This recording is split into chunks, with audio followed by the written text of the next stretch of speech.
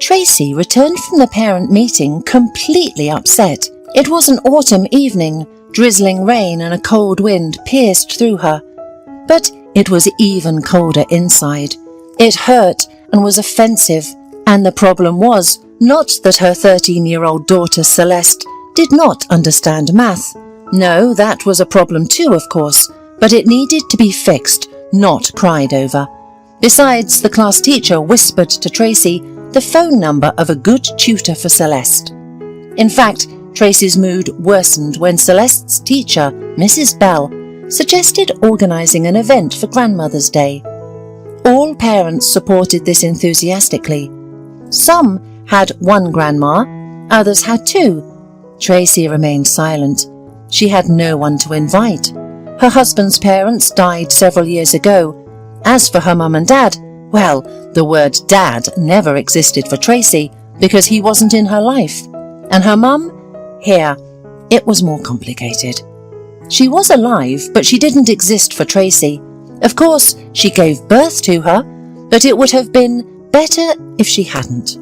That's what Tracy used to think, until she escaped from the hell she had lived in since birth. The young woman was walking along a dim street, remembering her bitter childhood. Tracy remembered herself at the age of 5, somewhere. She was born and raised in a small village. She really wanted a doll back then, in a bright dress with lush curls. Her friend had one like that, and Tracy somehow told her mum about it. "A doll?" Her mother chuckled and said rudely, "It's more than you deserve. Draw a doll on the paper and cut it out." "Oh, you are really shameless. Your mother feeds you, shoes you, and dresses you, and you're still not satisfied." The mother shouted a lot then, including insulting words towards Tracy. The girl didn't quite understand their essence, but she only understood that these were nasty words. Perhaps the softest one was brat, and throughout her childhood she heard it most often from her mother's own lips. "Hey, brat, why did you wash the floor so badly?" her mother would ask her when she came from the farm, and Tracy was so offended. At 8 years old, she tried to clean the house after school to please her mother, but instead of gratitude, she heard things like that. "Hey, brat, why are you making a face?" She heard it at 13 from her drunken mother. Tracy never argued with her mother and tried not to talk back to her because she knew that if something happened, she could beat her with a stick. The girl didn't understand why her mother treated her like that. At 14, she couldn't take it anymore and asked why her mother didn't love her. "But why should I love you?" Nina shouted angrily. "You've ruined my whole life." But Tracy couldn't understand what her fault was. She had lived only with her mother since birth. She didn't know her father. But can that be her fault? Neighbour Mrs. Shane, a kind old woman with whom the girl could discuss her problems, once told her a story about her mother. Nina was previously married to a calm and hard-working Sam. They lived modestly, both worked on the farm, and everything was good for them. But Nina couldn't get pregnant, and Sam really wanted a child. So Nina decided to cheat on him, thinking that it wasn't her problem. At that time, there were some workers in their village who were renovating a farm. Nina got involved with one of them. She thought no one would find out. Just a couple of times she would run off to a hotel with her lover near the farm canteen when Sam was out in the fields. But the affair dragged on, and her lover turned out to be a blabbermouth. And soon, almost the whole village knew their secret. Sam found out everything. He didn't try to work things out with Nina. He just gathered his things and left the village. Where and why, nobody knew. Later it was said that he was working up north, and that he died when his tractor crushed him. Nina was lost at first. She even cried that her husband had left her, but then she calmed down. Meanwhile, her lover moved in with her. Only by winter did he go back to his family in the distant South City, and Nina was left to deal with the aftermath. She was able to conceive a child, but did she really want him now? Nina went to the hospital, but they sent her away. It was way too late to do anything except give birth. Then Nina decided to leave her daughter at the maternity ward. But what would people say? She was ashamed. So she returned to the village with Tracy from the hospital, but maternal love never appeared, and with each passing year, she grew to hate her own daughter more. She blamed her for the failed marriage, for Sam's death, and for the fact that no decent man wanted to marry Nina anymore. Eventually, she started drinking, and her anger toward her daughter only grew. "You, little girl, must be patient," Mrs. Shane admonished Tracy after her story. "A mother is a mother. You can't choose her. Soon you'll graduate and then go to town, where you'll find a room to rent and get a job, even if it's just cleaning floors at a cafe or a hospital. Your mother won't bother you then, but for now, endure." Tracy listened and nodded in response. She understood why Mrs. Shane was sending her to the town instead of the city. It was easier to live there without support, but how hurtful it was. Nina herself made a mess of things, but she blamed her daughter for everything, and maybe Tracy would have taken Mrs. Shane's advice, but one incident changed everything. One summer, Nina brought another boyfriend home who was also her drinking buddy. They drank and had fun in the kitchen, but then the man started shouting at Nina, saying that she was ugly and old and that her daughter was the real beauty. Tracy had just turned 17 at the time. She sat in the next room, huddled in a corner, afraid to move. Hearing these words, Nina got furious. She kicked the man out and then attacked her daughter with her fists. Tracy had dealt with her mother's abuse before, but this time Nina was completely out of control. She hit her as hard as she could. Tracy managed to escape and run to Mrs. Shane. The elderly woman comforted her, and they cried together. That night, Tracy decided to run away from the village. She didn't want to go to the nearest town, as Mrs. Shane had suggested. She knew her mother would find her there and never leave her alone. Tracy wanted to go to the city, especially since she read in the local newspaper at the post office about a recruitment for students, and they provided dormitories. Tracy snuck into her house at night. Hearing her mother snoring, she breathed a sigh of relief. She wouldn't wake up until morning for sure. She quietly gathered her belongings, documents, and went to Mrs. Shane to confess her plans to her. "Oh, you poor thing," sighed the elderly woman. "How will you get to the city, and how will you live there? You don't have any money." "No," admitted Tracy, "but I will try to sneak onto the train. I know people do it that way." "Uh-huh, they do," snorted Mrs. Shane skeptically, said, "and then the police catch them. Well, maybe you'll make it to the city. But do you have anything to live on when you get there?" "I'll work," replied Tracy. "Yes, but what will you live on until your first paycheck?" said the elderly woman. Then she thought for a moment, sighed and went to her bedroom. She rummaged in the wardrobe for a while and then took out some bills for Tracy. At that time, it should have been enough for a month. "Oh, Mrs. Shane, you shouldn't do it," blushed Tracy. "I should, and I want." Mrs. Shane said it firmly. "Go away from here, my dear. Maybe you can change your own destiny." "Thank you," whispered Tracy emotionally. "I'll pay you back. When I earn it, I'll pay you back." Mrs. Shane smiled gently and shook her head. Early in the morning, Tracy took the scheduled bus to the district town, and from there she took the train to the city. Everything went as planned. She got into school, found a place in the dormitory, and even found a job, cleaning the common areas in the apartment buildings. She only broke one promise. She never gave the money back to Mrs. Shane. The kind-hearted woman died in the fall of that year. Tracy learned about this from her mother, who came to visit her daughter for the first and last time. It turned out that Mrs. Shane had told Nina where Tracy had gone. But Nina came not because she was worried about her daughter. No, she wanted to take Tracy home because she needed free labour to clean the house, look after the chickens in the yard, work in the garden, and do other chores.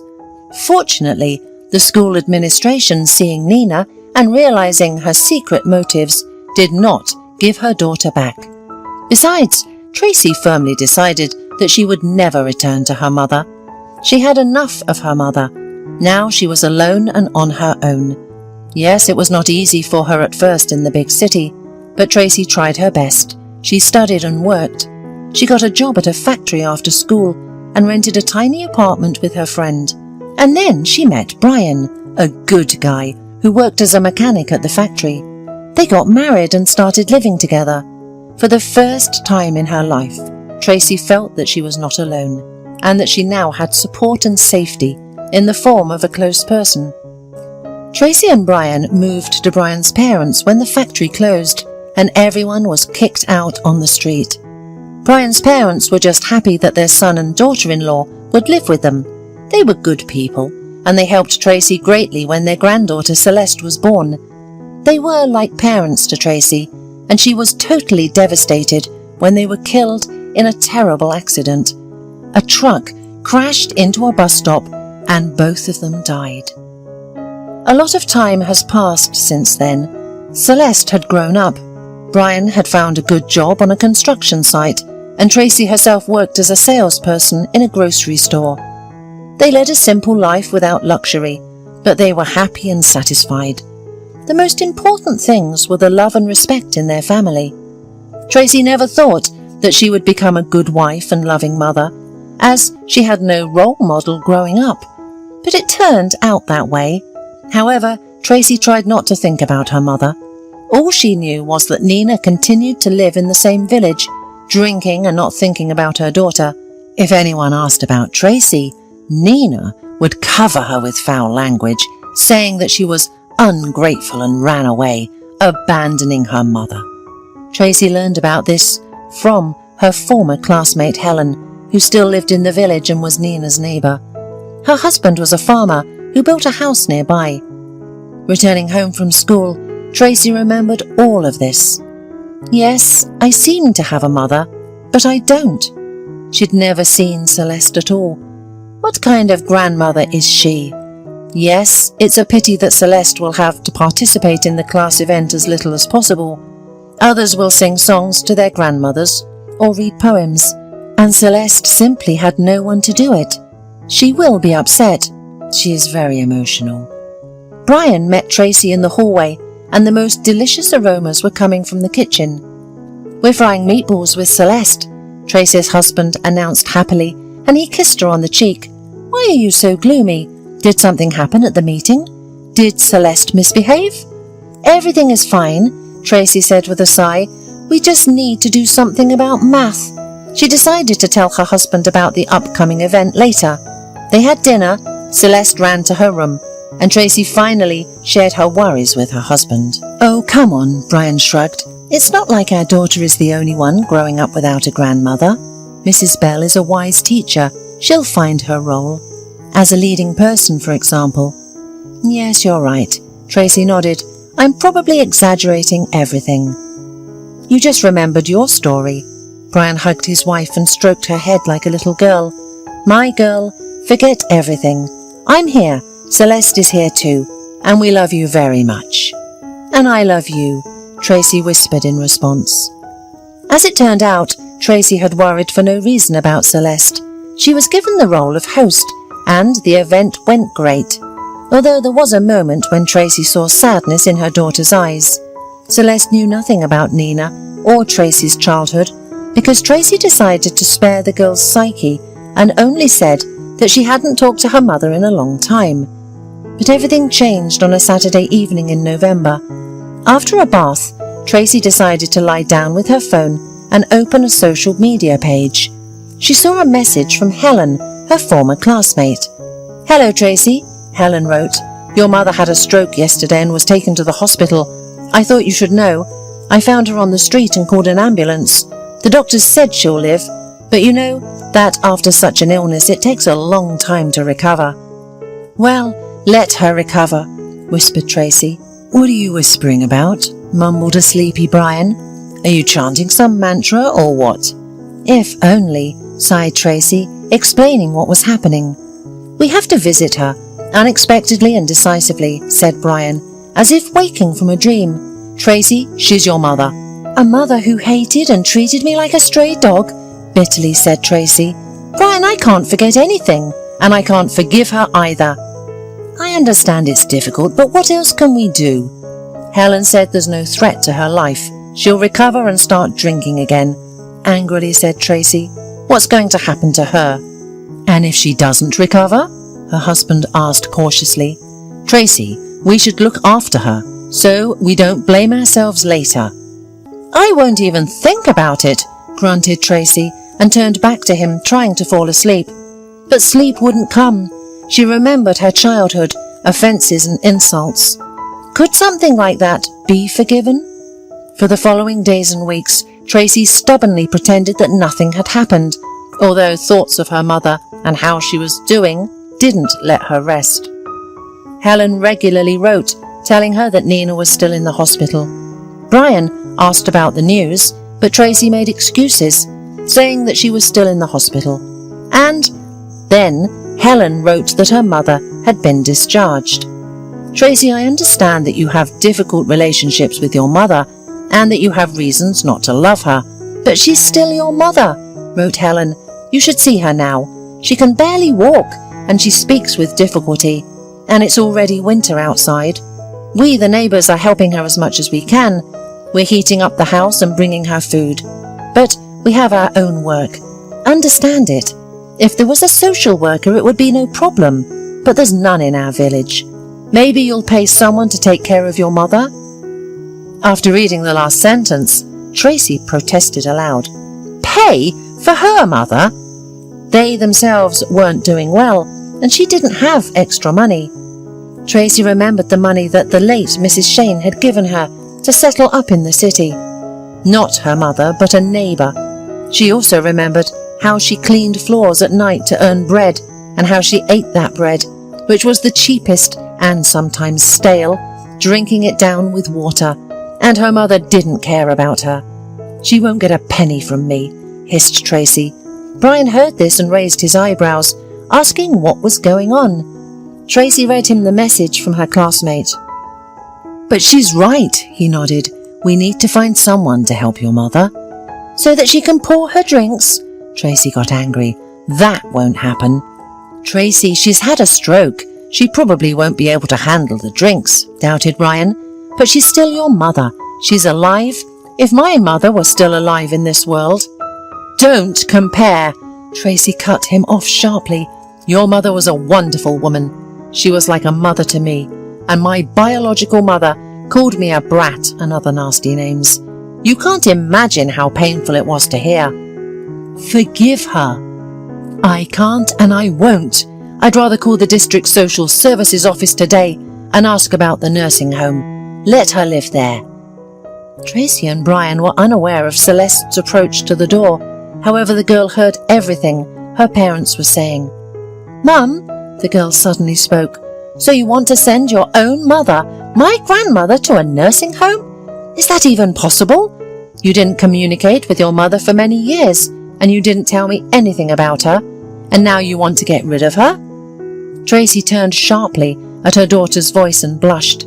She didn't want her daughter to know everything, but what could she do now? Sweetheart, Tracy said anxiously, you're still young, and there are many things I can't tell you, but believe me, it will be better this way. Better for whom? Celeste cried. For you? You don't ever think that I might send you to a nursing home too someday? What are you saying? Exclaimed Tracy. Celeste, you can't judge me right now. This woman only gave birth to me, and then she only insulted me. I ran away when I was 17 because she beat me, and her drunken suitors harassed me. After saying this, Tracy fell silent, realizing that perhaps she shouldn't have told her daughter all of this. Celeste, who had grown up with love and care, could hardly believe that her own mother could act this way. But that was a long time ago. Maybe she had repented. The child suddenly said sensibly. Repentance. For some reason, Tracy didn't believe in it, but her daughter's words planted a seed of doubt. For the rest of the evening, she couldn't stop thinking about her mother. No matter what, she was still her own flesh and blood. Let's go to the village tomorrow, Brian suggested as they were going to bed. We won't decide anything yet. Let's just go and see how your mother is living." "Okay," Tracy unexpectedly agreed. The next day, Brian took a day off work. Tracy changed shifts, and they set out in their old car. Tracy was lost in thought all the way, wondering what had happened to the village. She hadn't been there for so many years. And most importantly, how would the meeting with her mother go? If she tried to insult her in any way, she would send her to a nursing home without a second thought. Over the years, the village had become dilapidated and smaller. Many houses were empty. Only Helen's house towered like a giant, and nearby was the old hut. Tracy's heart tightened. Her childhood home. No matter how badly she had lived there, it was still exciting. The courtyard was covered with snow, and only a thin trail indicated that people sometimes came there. The wooden door creaked heavily when Tracy pushed it open. The woman froze for a second and then entered the hallway. Everything was cluttered and dirty. Tracy involuntarily grimaced. Her mother had let everything go. Clearly they hadn't cleaned in years. Tracy was shocked. She touched the radiator. It was cold.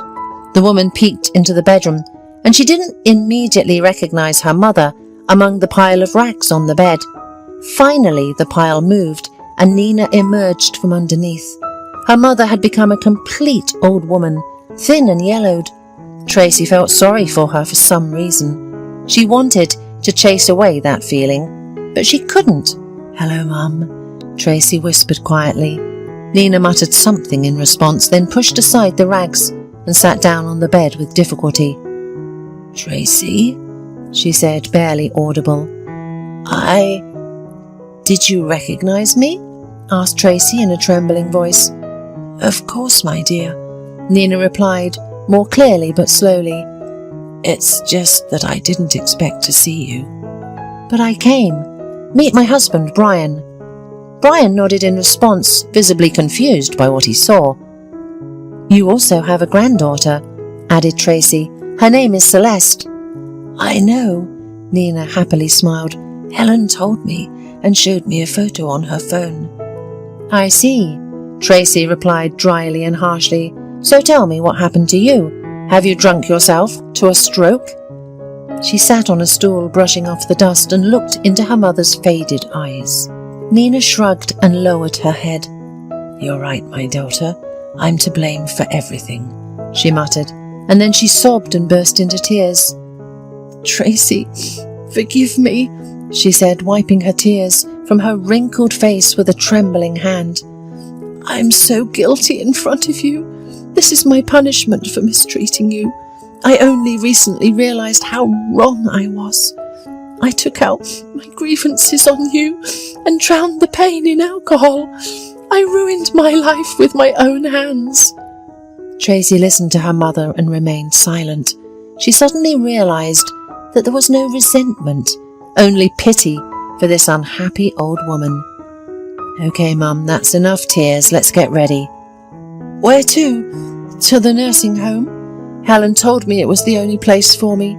Nina lowered her eyes and fell silent. "No," Brian suddenly broke the silence. "We'll go to our place. We have 3 bedrooms in our apartment. There's space enough for everyone, and you can't be left unattended." Tracy looked at her husband with surprise. After all, he was always a wise and kind man. Perhaps that's why she loved him.